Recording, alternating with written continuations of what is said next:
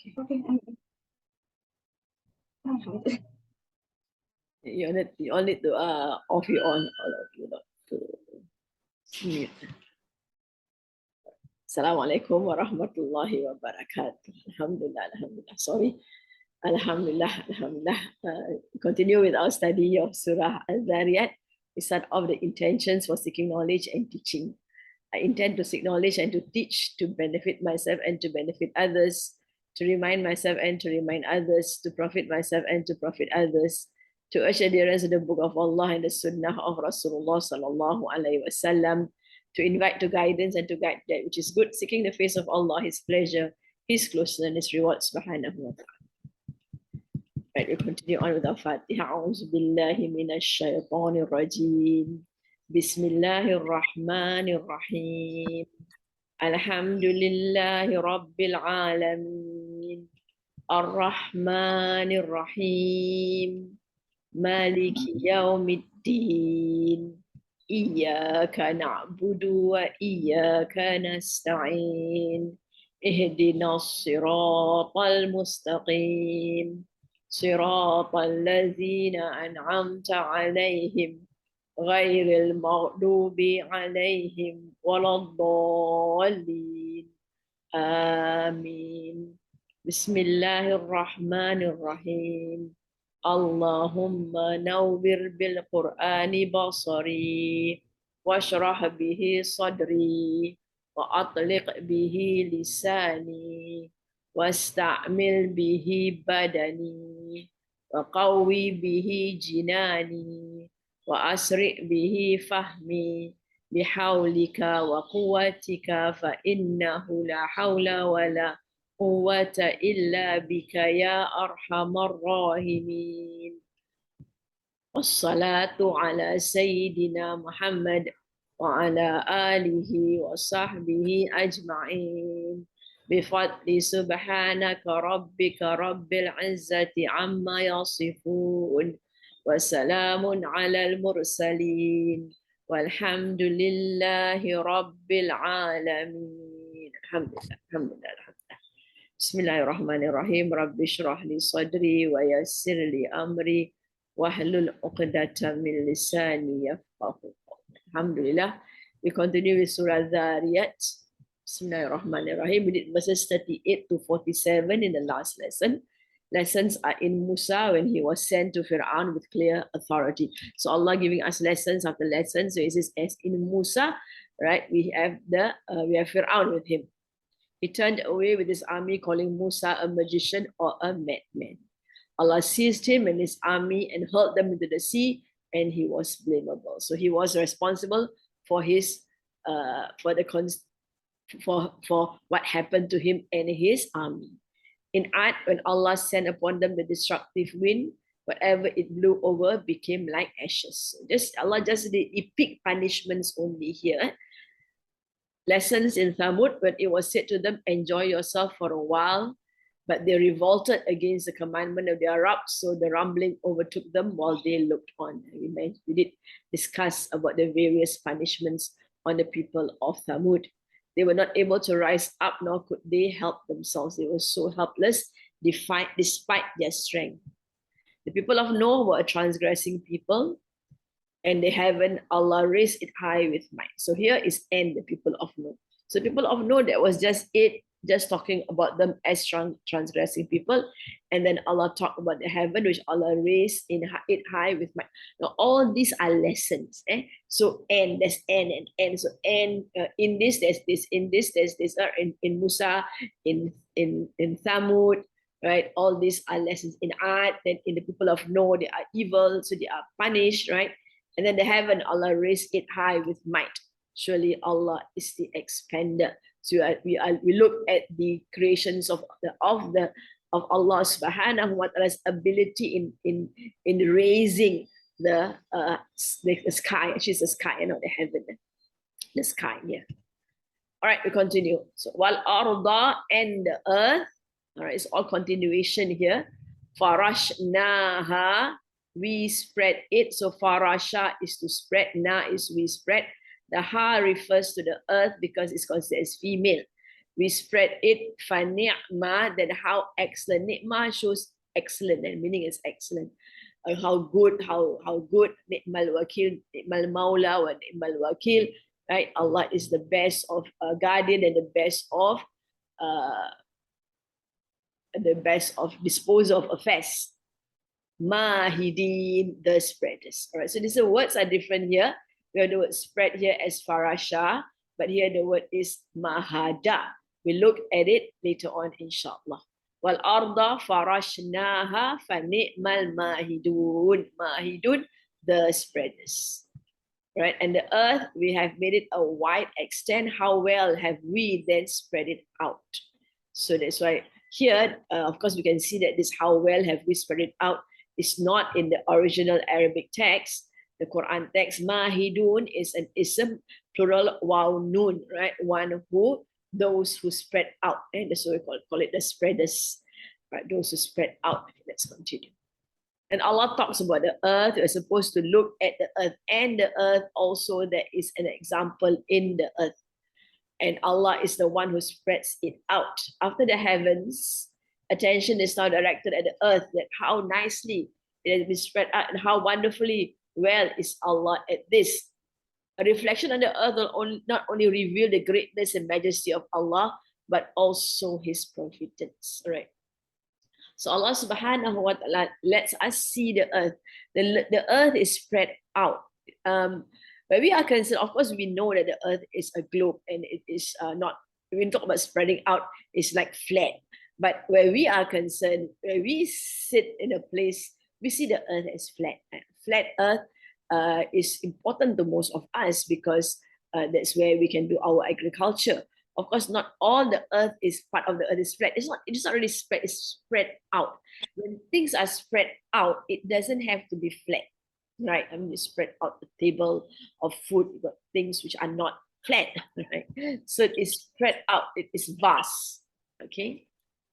As a result of this reflection, every sane person reaches the conclusion that the God who has created this earth and provided in its various means and resources to nourish and nurture man has not done something without a purpose. All right, so we're supposed to look at the earth and look at how Allah spreads all the things on the earth.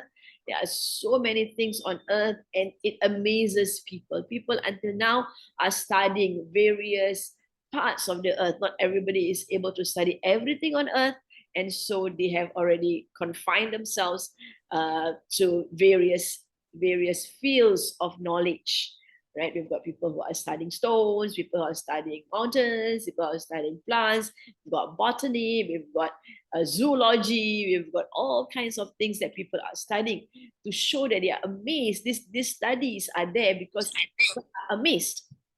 And they realize that there is something great down there that Allah subhanahu wa ta'ala has given to people. And so people should realize it and think about it. It's basically lessons for all and everyone.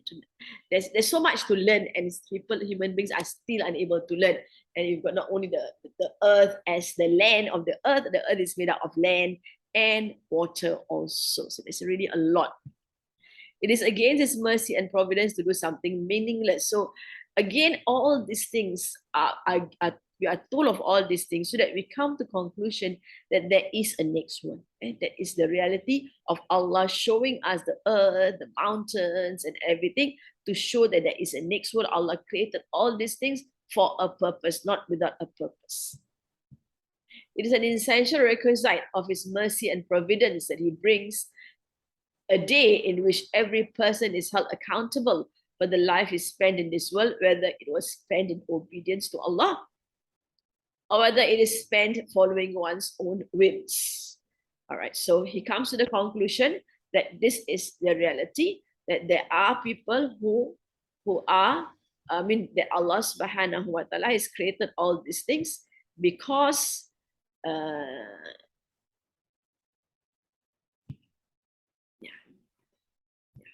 because there is a day where we will be accountable. We are given all these things as tests for us on earth, all how we use the facilities that we have or the faculties that we have and how we use it to be a true slave of Allah subhanahu wa ta'ala. If a person spent his life in Allah's obedience, he is worthy of being rewarded for his gratitude. And he followed his own desires, he deserves to be punished for his rebelliousness. All right, now Allah gives us desires, but desires has to be curtailed. It has to be managed. We don't let loose our desires. It's everybody is to let loose their desires, then the world will be in chaos, right? Because then there are people who are always angry. There are people who like to destroy others. There are people who are sadistic, and all these things will create lots of havoc for lots of people out there. So Allah Subhanahu wa Taala has informed us, right, as through His messengers of how we should lead our life, despite the fact that there are no messengers around, or there are those people who are not Muslims, who doesn't submit to the laws of Allah Subhanahu wa Taala. There are still good people around, because Allah has blessed human being with a conscience, and a knowledge of what is good and what is bad. Now, of course, there is such a thing as what we call morally good, but not spiritually good. And when a person is good, is kind, is generous and things like that, but he doesn't pray to Allah Subhanahu wa Taala. He doesn't acknowledge Allah as God. He doesn't see that all his actions should be sincerely done for Allah Subhanahu wa Taala. And we term him as one who is morally good, but not spiritually good. It's up to Allah Subhanahu wa Taala to decide on his fate. As Allah has said in the Quran, that if Allah would have guided people whom He know they deserve guidance. So Allah knows best states of people. So this topic is discussed in the Quran at various places in different styles. All right, فَنِعْمَ الْمَاهِدُونَ is the best, then the best of mahidun. Then the best, فَنِعْمَ الْمَاهِدُونَ. There's no off structure here. Then, fa is then the best, right? The one who spread. Because if it's off, then it will be mahidin. It's not mahidin, but mahidun. The expression is meant to point to the various manifestations of mercy and providence, from which it is evident that the creator of this world is not merely someone who possesses immense power, but also just as his powers is immense, similarly there is no limit to his mercy, wisdom, sustenance, and graciousness. So we look at the greatness of the way Allah spread out things on earth, right, of the plants, of the animals, and then we go into geography, we realize that there are different kinds of plants and animals and different climates, and they have their own various characteristics to adapt to the various changes in the climates. So all these are examples, are lessons in seeing the mercies of Allah Subhanahu wa Ta'ala, His wisdom in the creation of all the plants and animals, how He sustained people's sustenance, and His graciousness. All these are in the word mahidun, where He spreads out all kinds of things for human, man, and all the creations that He has created. All these attributes entail that He bring forth a day in which He administer justice within mankind, and His complete justice and complete mercy manifest themselves on that day. So here again, we come around to understand that there is this day of resurrection, that Allah does not create things out of play and fun. He doesn't create things useless, but there are reasons for creating things. If this does not happen, then His attributes of mercy and providence stand refuted, whereas every nook and corner of this universe bears evidence to them. So everyone bears evidence to the mercy of Allah Subhanahu wa Ta'ala and the providence of Allah Subhanahu wa Ta'ala. Now, that is why Allah Subhanahu wa Ta'ala has gave two of His names with the root word Rahama. We have Rahman and we have Rahim. And Rahman is for all, for anyone, whether they are obedient to Him or not. He is gracious to them in their lives. He gives them whatever that is needed of that they need. Right, of course, the blessings of the sun, the blessings of the wind, the blessings of the soil, the blessings, all these are great blessings for everyone, and that is a Rahman of Allah Subhanahu wa Ta'ala. And that is why it is translated as gracious or beneficent. He's gracious because no matter how evil you are, He still gives things to you, right? blesses your life. But Rahim is, of course, the mercies of Allah subhanahu wa ta'ala for those people who respond to submit to Him, right? To respond to acknowledge that He is their only God and they do things only for Him. So then the Rahim, the mercy of Allah subhanahu wa ta'ala is manifest, and that is in the next world where where inshallah all of us will be admitted to paradise out of the Rahim of Allah subhanahu wa ta'ala, because we are aware that our actions, our amals are very, very deficient and are not the ones that will admit us into Jannah. What admits us into Jannah is the mercy of Allah subhanahu wa ta'ala, the Rahim of Allah subhanahu wa ta'ala. All right, we'll continue. Fani'mal mahidun is substantiated by modern discoveries and is regarded as one of Quranic miracles. The two quite precise points may be derived from the blessed verse concerning the creation of the earth. So here, of course, as people discover more of the earth, they realize that Allah has done a great, definitely, the things that Allah do is beyond imagination or beyond description, beyond praise. The first clause, and we have spread out the earth, likens the earth to a carpet prepared and spread for rest.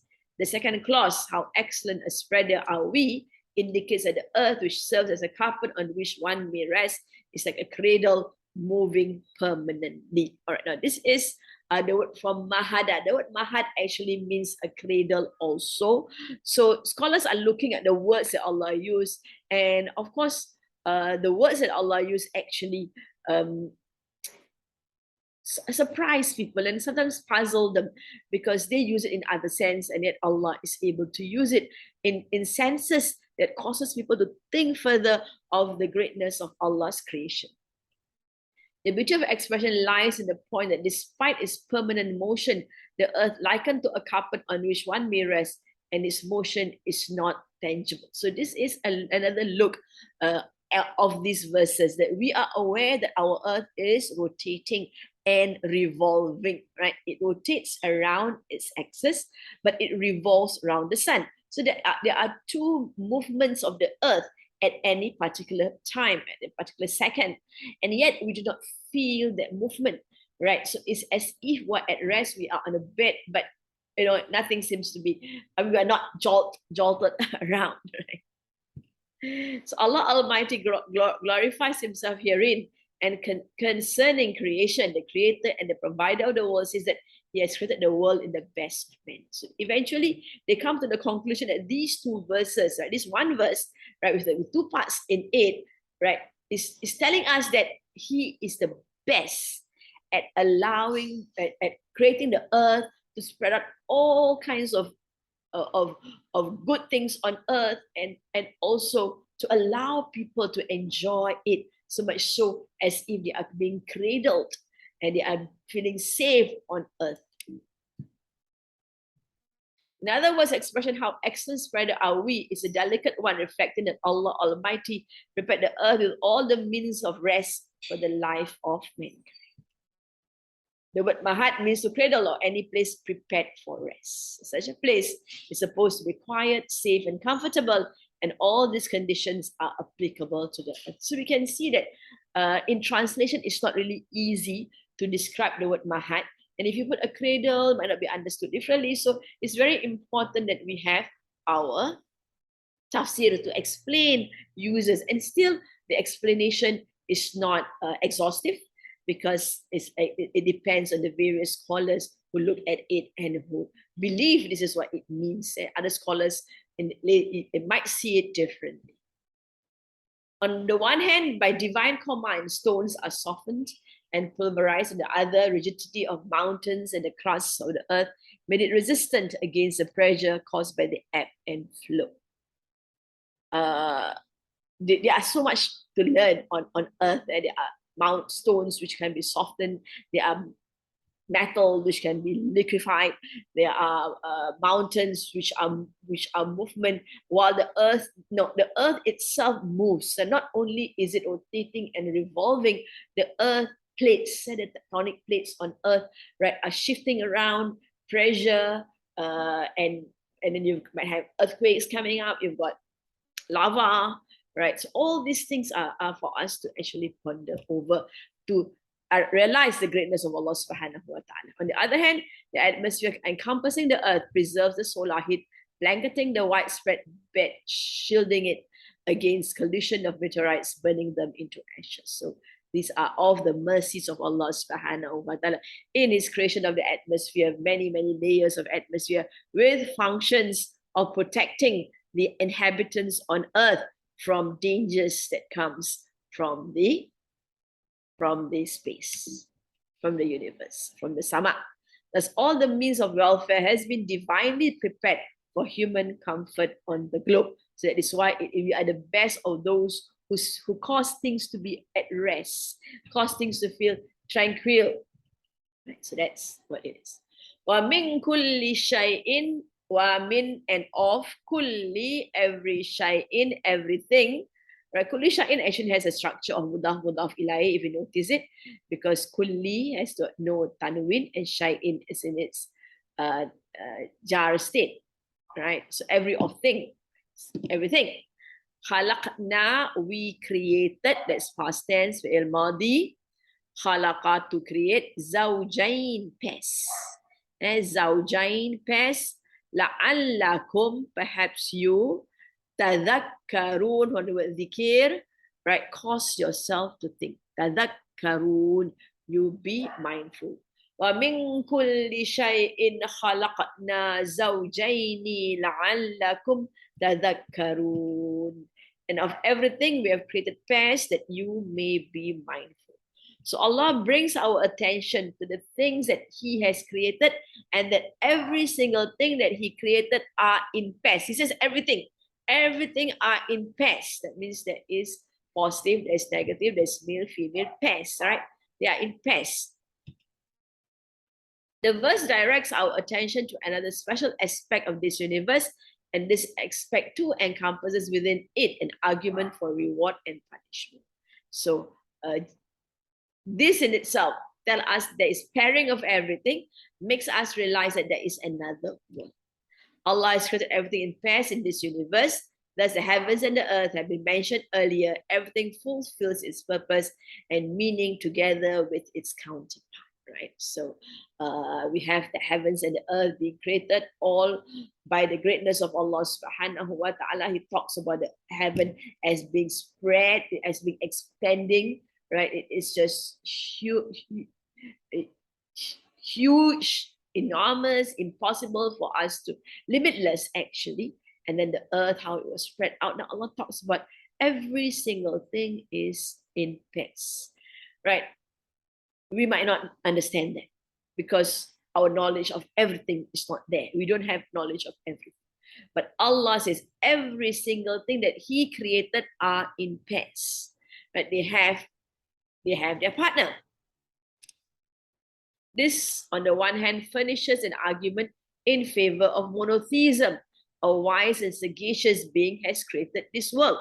Right? So He alone creates, but He creates everything in pairs. He is above and beyond this universe and controls everything, and by creating harmony between its various components, makes them a means of producing conducive results in subservience to His power and wisdom. So out of His might, He created all kinds of things. Out of His wisdom, that the creation, His creations are blessed with various attributes that allow them to function according to their role, their niche that He has instructed them with. As He says, He created them and He guided them. He guided them according to how they should be living on earth. Every single animal out there, for those who have been studying animals and plants, we know that animals also have instincts. They've got innate abilities in each one of them, and innate desires and innate ways of doing things. And all of these are created by Allah subhanahu wa ta'ala by His wisdom. And in His wisdom, we look at the skies, we look at the earth. So we now, after mentioning the skies and how He expands it, and mentioning the earth, how He spreads it out, now He talks about every single creation having partners. So it's now for us to start studying, to start learning, to realize that there is a vast knowledge out there which is beyond our perception. On the other hand, this also furnishes an obvious argument in favor of the hereafter. The reason is that when everything in this world exists in pairs and everything fulfills its objective with its counterpart, it is essential that this world also have a counterpart so that its deficiency be compensated by it. Right? So this world, but there will be because we know that it's this world which is made out of the earth and this universe and whatever around it has been created by Allah Subhanahu wa Taala. Then there is at the next world. Is how scholars come to the conclusion that there is no way people can deny the next world because it is inherent in the lessons that they can learn from the world.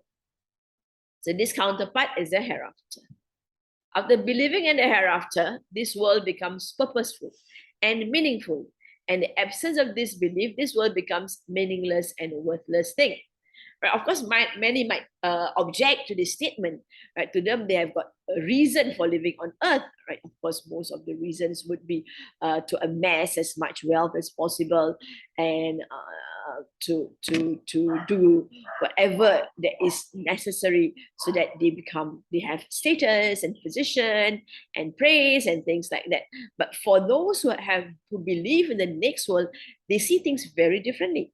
They see things that Allah has given all these things with a purpose, and they're going to use it according to the way He wants them to use it, and then it becomes meaningful. It creates harmony on earth. It creates care and concern and love, and also develop the beautiful characteristics that human being can possess, and that is true. The belief in Allah Subhanahu wa Taala.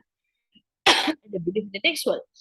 For this very reason, the Quran has asked all those who do not believe in the hereafter whether they think that they have been created with a purpose and they will not be returned to Allah. So there's a question: do you think that Allah created all of these things, right, in the best of manners, following according to His knowledge and wisdom, with no good reason?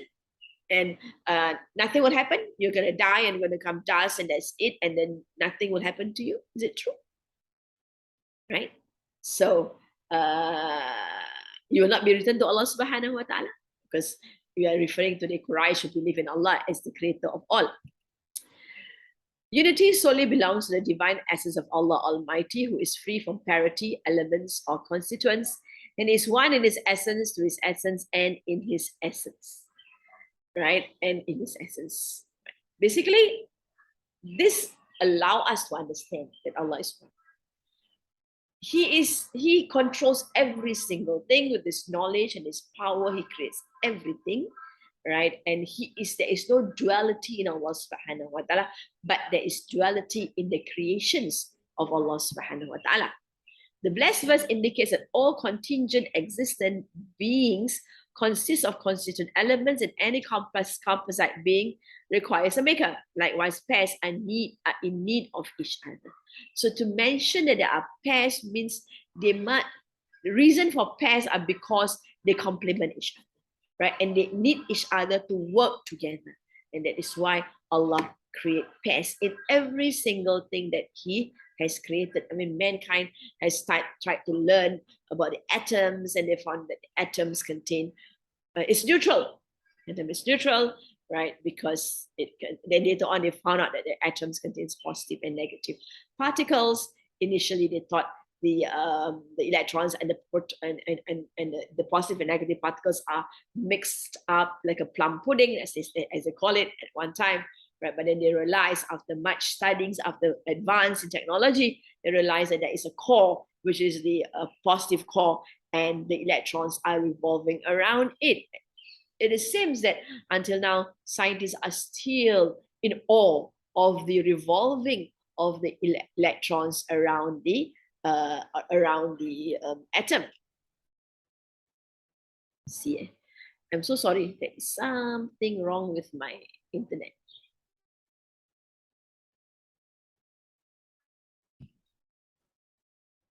Okay, somehow. Let's just stop sharing. Yeah, something is wrong with my core computer today. I don't know what's wrong with it. That they are not allowing. I paid for Zoom so that we can last for 1 hour. But somehow they are putting me into another Zoom meeting in which I need to pay again. So I need to find what's happening right now, like basically. So right now, what it means is that they asked me to upgrade, which I cannot do right now. And it takes a lot to do all these things. And they say I have only like 9. Sorry, I got 2.